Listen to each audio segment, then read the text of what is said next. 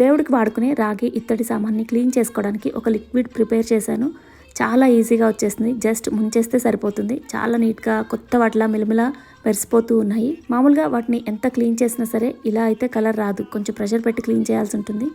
So చాలా సింపుల్గా ఇలా తలతల్లాడిపోయేలాగా ఎలా చేశానో ఇక్కడ లిక్విడ్ ప్రిపేర్ చేసి చూపిస్తాను.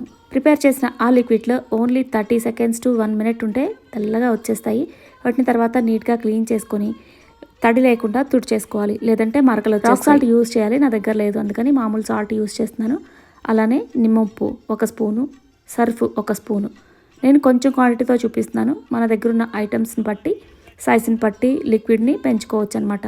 1 గ్లాస్ వాటర్కి ఇవన్నీ యాడ్ చేసి మొత్తం కలిపి 30 నిమిషాల నుంచి 1 నిమిషం వరకు అలా ఆ నీళ్ళల్లో పెట్టేసి తర్వాత వాటర్తో క్లీన్ చేసి అలా క్లీన్ చేసిన వాటర్ని 3-4 టైమ్స్ యూజ్ చేసుకోవచ్చు. ఒక బాటిల్లో స్టోర్ చేసుకోండి. ఈ టిప్ అయితే బాగా వర్క్ అవుతుంది. ఒకసారి మీరు కూడా ట్రై చేయండి. నచ్చితే ప్లీజ్ లైక్ అండ్ సబ్స్క్రైబ్.